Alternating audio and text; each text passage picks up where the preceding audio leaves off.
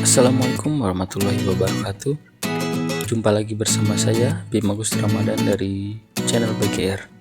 Pada video pembelajaran kali ini kita akan belajar mengenai bagaimana cara menentukan nilai modus dari data tunggal dan juga data berkelompok, termasuk bagaimana cara menentukan nilai modus dari data berkelompok yang disajikan dalam histogram. Tahu kelanjutannya seperti apa? Tapi seperti biasa kalian jangan lupa harus like, comment, share, and subscribe, karena subscribe itu gratis.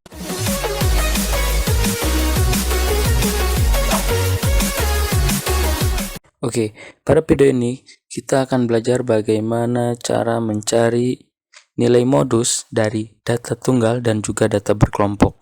Nah, apa itu modus? Modus adalah nilai datum yang sering muncul. Oke ya. Nah, kita mulai dari data tunggal dulu. Bagaimana cara menentukan nilai modus dari data tunggal? Modus dari data tunggal adalah nilai datum yang sering muncul atau datum dengan frekuensi terbesar. Ini bagaimana cara mencari modus dari data tunggal. Nah, suatu data bisa aja nilai modusnya itu mungkin tidak ada, atau mempunyai satu buah, atau bahkan lebih dari satu. Nah, seperti itu mungkin ya. Nah, sebagai contoh kak, tentukan modus dari data berikut ini. Nah, di sini kakak sajikan 3 data. Kita mulai dari data yang pertama dulu. Kita lihat, nah datanya, nah ini masing-masing ini disebutnya datum ya. Keseluruhan ini data. Nah, ketiga 4 datum, 5 datum, 6 datum, dan masing-masing ini adalah datum. Oke ya. Nah, teman-teman lihat datum yang munculnya sering. Nah, kalau 3 sekali, 4 sekali, 5 sekali, 6. Nah, ini munculnya 3 kali. Berarti jelas modusnya adalah 6. Nah, untuk data yang pertama. Untuk data yang kedua, kita lihat 3 ini datumnya muncul sekali, 4 sekali, 5 2 kali, 6 ada 2 kali, dan 7 ada 2 kali. 8 ini sekali. Nah, di sini ada 3 datum yang muncul dengan frekuensi yang sama. Maka untuk data yang B ini modusnya itu ada 3. Nah, modusnya itu 5, 6, dan 7. Nah, karena muncul dengan jumlah frekuensi yang sama. Lalu bagaimana dengan data yang C? Nah, data yang C ini tidak ada modusnya. Kenapa? Karena datum 3 2 kali, 4 2 kali, 5 2 kali, 6 juga 2 kali. Muncul semuanya frekuensi yang sama gitu. Nah, jadi frekuensinya nggak ada yang lebih paling tinggi. Nah, beda dengan data yang B. Nah, 3 4 ini lebih sedikit. Nah, 1 Nah, maka yang muncul 2 kali ini adalah modusnya. Jelas ya, ya. Nah, jadi modus itu datum yang munculnya paling banyak atau frekuensinya terbesar. Nah, kita coba dengan contoh lagi kak. Boleh. Tentukan modus dari data berikut.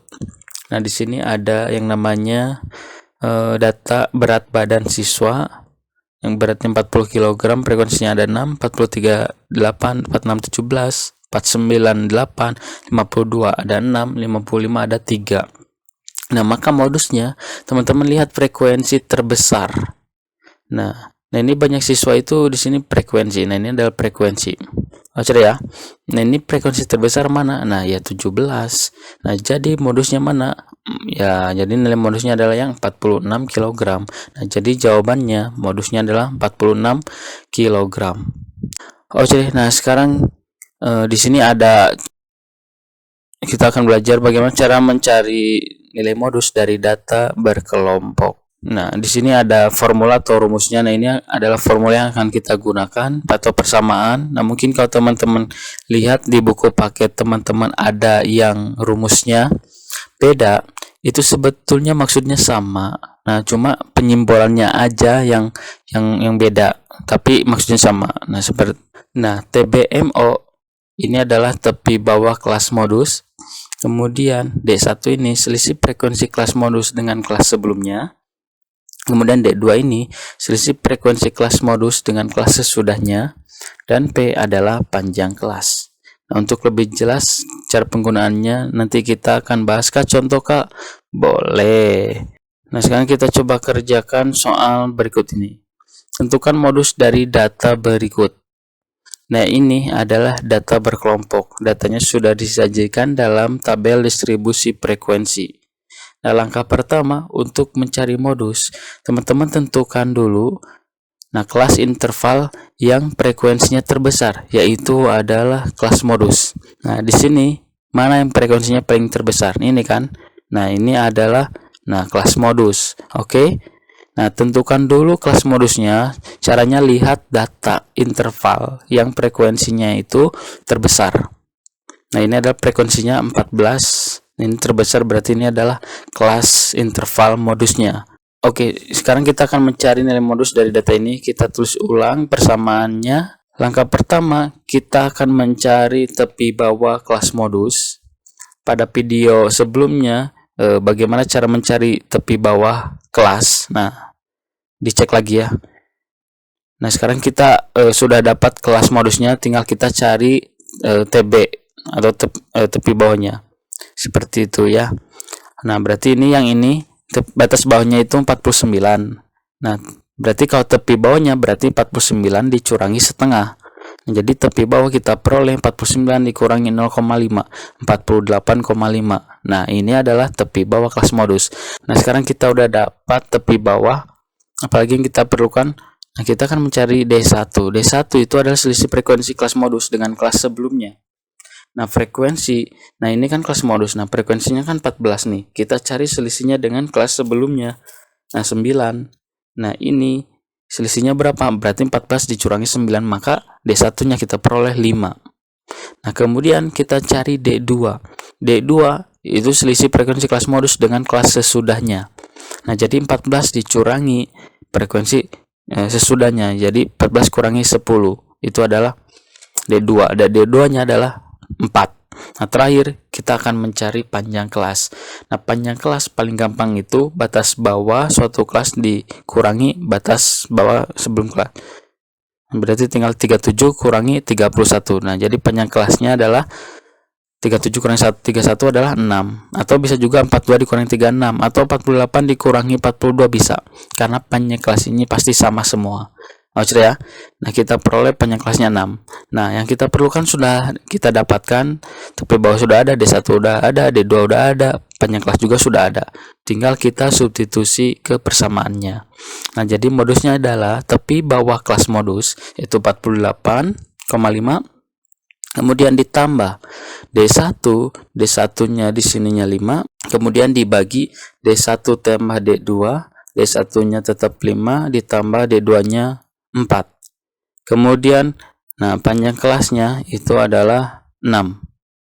Nah, sekarang kita hitung yang bisa dihitung. 48,5 ditambah 5 per 5 tambah 4, 9. Kemudian kita kali dengan 6. 5 kali 6, 30. 30 per 9. Nah, 30 per 9 itu 3,33. Tinggal kita jumlahkan dengan 48,5. Maka modusnya adalah kita peroleh 51,83. Nah, itu cara mencari nilai modus data berkelompok. Nah, Kak contoh lagi, Kak. Oke, nah di sini ada contoh soal lagi. Silakan kalian kerjakan di buku latihannya sebagai tugas pengetahuannya. Nah, jadi di sini ada tentukan modus dari data berikut. Oke, sekarang kita akan belajar bagaimana cara menentukan nilai modus dari data berkelompok yang disajikan dalam histogram. Contoh misalkan, perhatikan histogram berikut, tentukan nilai modus data berikut. Nah, ini histogramnya. Oke, teman-teman perhatikan nilai ini adalah frekuensinya. Nah, bagian sini ini adalah data dan masing-masing batang ini, atau diagram ini. Nah, ini merupakan suatu kelas. Nah, jadi pada data ini ada 1, 2, 3, 4, 5. Ada 5 kelasnya. Ya. Nah, cara pertama sama. Seperti sebelumnya, kita tentukan dulu kelas modusnya. Caranya, lihat kelas dengan frekuensi terbesar. Nah, berarti yang paling tinggi. Nah, berarti yang ini nih. Nah, ini adalah kelas modus paling tinggi. Nah, frekuensinya adalah 15. Ini adalah kelas modus. Nah, jika kita tarik garis dari sini ke sini dan dari sini ke sini, nah kemudian di sini ada titik potongnya, kita tarik garis tegak atau vertikal. Nah, di sini adalah posisi modusnya. Nah, jadi modusnya kita dapat lihat, nah mendekati nilai 50,5, tapi kita tidak bisa mengira-ngira ini nilainya berapa. Jadi harus kita hitung seperti itu. Caranya sama, kita tentukan dulu Setelah dapat kelas modus, kita tentukan dulu tepi bawah kelas modus. Nah, nilai-nilai ini, nah perlu teman-teman ketahui juga, 35,5 berarti ini tepi bawah kelas pertama. 40,5 ini tepi atas pertama sekaligus tepi bawah kelas kedua. Nah, 45,5 ini adalah tepi bawah kelas ketiga sekaligus dia itu tepi atas kelas kedua. Jelas ya? Nah, jadi tepi bawah kelas modus adalah yang ini nih, 45,5. Nah, ini tepi bawah kelas modus. Nah, berikutnya, kemudian kita cari D1. D1 itu selisih frekuensi kelas modus dengan kelas sebelumnya. Nah, kelas modus ini kan, kelas sebelumnya yang ini nih. Sebelumnya benar 8. Jadi, D1 itu dari sini ke sini. Nah, ini tingginya berapa? Gitu, tinggal kurangi aja, 15 kurangi 8, hasilnya adalah 7. Ini D1-nya. Kemudian D2 itu selisih frekuensi kelas modus dengan kelas sesudahnya. Nah, ini kelas sesudahnya sebagai sini. Nah, ini berapa? 12. Ini adalah tingginya adalah D2, yaitu 15 dicurangi 12 adalah 3. Nah, kita dapat D1-nya 7 dan D2-nya 3. Kemudian kita cari panjang kelas. Panjang kelas itu lebar setiap batangnya. Nah, misalkan dari 35,5 ke 40,5 atau bisa juga dari 40,5 ke 45,5. Nah, kita hitung aja, ini adalah panjang kelasnya. Nah, ya. Nah, dari 35,5 ke 40,5 kita tinggal ditambahin aja ya. 40,5 dikurangi 35,5 adalah 5. Kita gunakan formula yang tadi atau persamaan yang tadi, sami ya. Kita substitusi tepi bawah kelas sebelumnya, kelas tepi bawah modusnya 45,5, kemudian ditambah D1-nya 7. Ya.